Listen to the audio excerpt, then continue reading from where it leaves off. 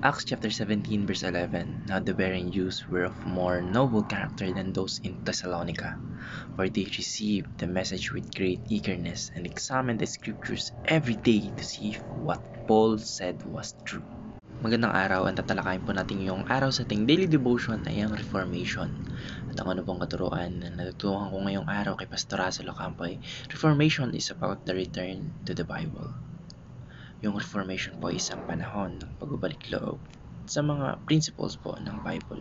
Kasi kung mapapakinggan pa natin sa kwento ni Pastor Russell Ocampo, which is the part of the history in the Reformation, na kung dati ay hindi pinapayagan na basahin ng mga normal na tao yung Biblia, umabot po sa point na pinapatay nila yung pinasunog nila ng buhay yung taong nag-translate into English doon sa Bible. Gusto kasi ng mga pare noon, ng mga Catholic priest noon, na i-stay lang sa Latin words o Latin translation ang Bible, which is parang inaan nila yung minamonopoly nila yung Bible. Sila lang dapat yung pinaka-superior, sila lang dapat yung nagta-translate. Yung translation dapat nila yung pinakatama, which can lead to heresy.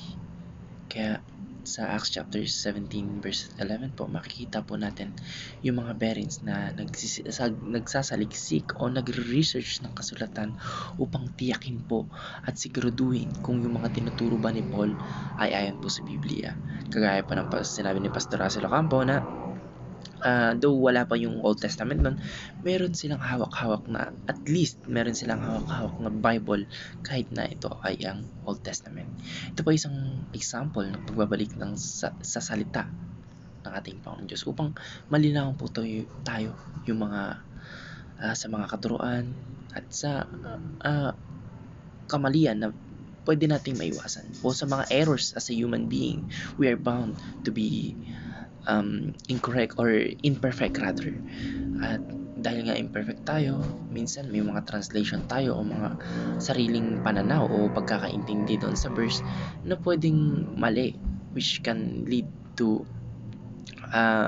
pagkalikaw ng ating mga tinuturuan. So sobrang important na meron kang sariling Bible na ina-analyze mo kung tama ba yung translation, tama ba yung passage na binabasa ng preacher o ng pastor para sa kanyang context o para sa kanyang sinesermon. Kaya sa panahon po ng Reformation, yung mga reformer po tulad ni Martin Luther King, nila John Calvin, nila Jacobus Arminius, sobrang laki po ng naging impact nila. Sila po ay lalo na si Martin Luther King, siya po yung pinaka nag-fuel, nag-fire ng Reformation. Siya po ay tinutulan yung maling doktrina, o tinutulan niya yung maling doktrina na hindi nakabatay sa Biblia. Kagaya po ng indulgence. Pag sinabi po natin indulgence, ito po ay pagbayad. Kunwari nagkasala ka, tapos kailangan mo lang magbayad para mawala yung kasalanan mo, which can, diba? Ephesians chapter 2 verse 8 to 9, for by its grace you have been saved through faith. It is the gift of God, not by works, so that no one may boast. So hindi dahil sa ating indulgence, hindi dahil sa ating pera, hindi dahil sa ating mga gawa, hindi dahil sa paggawa natin ng mga sacraments, sa mga pagsunod natin sa mga rules na itinatag ng simbahan na hindi naman talaga biblical accurate, hindi naman talaga based sa biblical yung salvation. Hindi doon nakabase yung salvation. Nakabase po ang salvation sa ating faith and our faiths only. Kaya let's read the Bible, dahil may mga taong namatay para lang dun sa kung dati kapag translate man at sinubukan mong intindihin, uusigin ka ng mga high priest o yung mga pare na tumutulig sa mga taong nagbabasa ng Bible that time. So ngayon, kahit saan na natin nababasa yung Biblia, sa cellphone, yung lahat ng translation ng word meron. So let's read the Bible at yung ipalaganap po natin yung idea na ang lahat po ay dapat bumalik sa original na turo ng Bible. At ang natutuhan ko naman po sa pangalawang katuruan ni Pastor Russell Ocampo, Reformation is about the gospel of grace. Yung Reformation daw po ay hindi lang tungkol sa pagbabalik sa Biblia, kundi ito po ay pagbabalik sa tamang pag-unawa ng gospel ng grace o ng biyaya. Yung ebanghelyo po, yung gospel po ng grace o ng biyaya ay nagsasaad na yung kaligtasan po o yung salvation ay hindi nakabase sa ating mga gawa, kundi po sa biyaya ng ating Panginoong Diyos. Kagaya ng sinabi ko kanina sa Ephesians chapter 2 verses 8 to 9, for by His grace you have been saved through faith. It's a gift of God, not by works, so that no one may boast. So, yung salvation ay hindi dahil sa ating gawa, hindi dahil sa ating pag-donate sa church, pagiging mabait, pagiging tawag dito, pag sasal ng indulgence na kagaya ng ginagawa nila nung mga unang panahon, pag sa mga sacraments, sa mga church sacraments na unnecessary naman talaga sa Bible, and etc. Marami pa. So hindi po dun nakabase yung salvation na yung kaligtasan, kundi sa biyaya lamang o sa grace lamang ng ating Panginoong Diyos. Sa kanyang biyaya lamang tayo naligtas, hindi dahil sa ating mga gawa, dahil hindi natin kayang save o isalba ang ating mga sarili. We are in total depravity. We can't do things that can satisfy our Lord God. Kasi nga dahil tayo ay bound to sin, we are sinful human being. Yung works natin ay hindi tayo maging perfecto. Yung way o yung key para makapunta ka sa langit ay maging perfect, which we all didn't make. Sabi nga sa Romans chapter 3 verse 23, for all have fallen short in the glory of God. Wala nakaabot sa standard ng ating Panginoon Diyos. Kaya lahat po tayo ay sinner. So hindi natin kaya, never natin makakaya na ma-attain yung salvation in our own. Dahil po yung salvation na binigay sa atin ng ating Panginoon Diyos ay dahil sa kanyang biyaya, dahil sa kanyang grace. Yung mga bearings po that time ay nagpakita ng pananampalataya. Mabalik naman tayo sa passage. Yung mga bearings po that time ay nagpapakita po ng pananampalataya at pagnanais na magtamo ng tamang kaalaman mula sa salita ng ating Panginoon Diyos. So, kung mababasa natin na sa passage nito, yung nila sa Bible, dapat ito talaga yung ginagawa natin sa lahat ng church. Hindi yung nakikinig lang tayo sa pastor, sa preacher na pwedeng magkamali, pwedeng magkaroon ng inaccuracies. Dapat ganito yung ginagawa natin. While the preacher is sermoning about his preach, we must read the Bible on what quote, on what Bible verses he is reciting. Kasi nga po, ayun, mamaya yung sinasabi niya na o yung kinoconnect niya ng passage sa kanyang preach o sa kanyang sermon ay unconnected na o irrelevant na dun sa kanyang sinasabi. Ay yun po yung dapat na i-watch natin. So ang ganda ng ginawa ng mga parents nung nagpe-preach si Apostle Paul, kasi habang nagsasalita po siya about the gospel, about the word of God, ay binabasa po nila yung Biblia. Sa panahon po ng Reformation, ito po yung isa sa mga pangunahing turo ni Luther o ni Martin Luther, na yung kaligtasan po ay sa pamamagitan ng pananampalataya sa biyaya ng ating Panginoon Diyos at hindi dahil sa gawa o sa mga ritual o sa mga sacraments na pinapalaganap ng simbahan.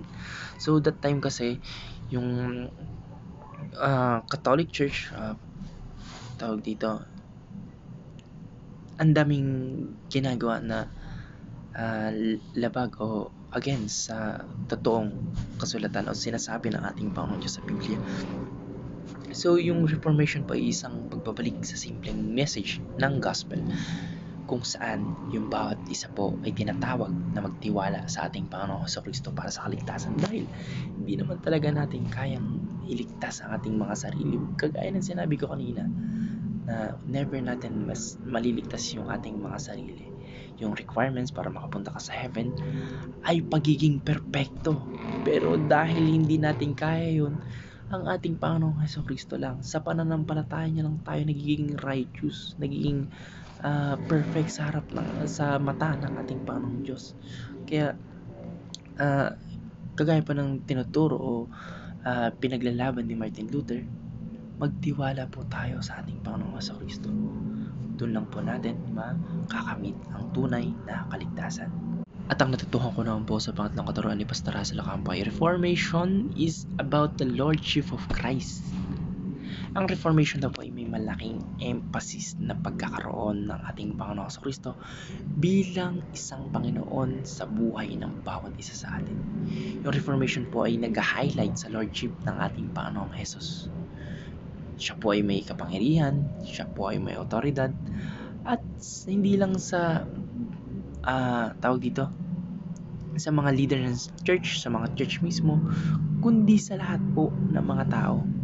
Pinapahayag pa ng mga reformers that time until now, that time na yung bawat Kristiyano po ay may direct na relationship sa ating Panginoong Diyos at sa ating Panginoong Jesucristo.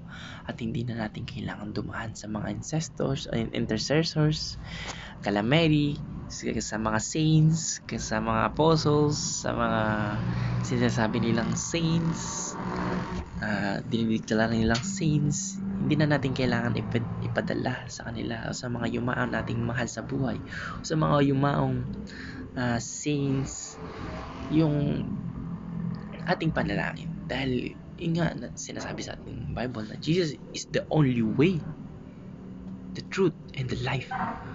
No one comes to the Father except through Him. So, di ba? No one comes to the Father. Jesus is the way, the truth, the only way, the truth, and the life. Siya ang nag-iisa na daan patungo sa ating Panginoong Jesucristo, sa ating Panginoong Diyos. Ang ating Panginoong Jesucristo ang nag-iisang katotohanan at ang buhay. Walang makakapunta, walang makakapag-give ng connection or relationship sa ating Panginoong Diyos except through Him. Hindi na natin kailangan ng mediator, ng intercessors rather. Hindi na natin kailangan ng mga ng ipadaan yung prayer natin kay Mary, dahil yun na nga yung trabaho ng ating Panginoong Jesucristo. Yun na nga yung pinaka purpose niya sa ating life. Hindi lang purpose, sorry Lord.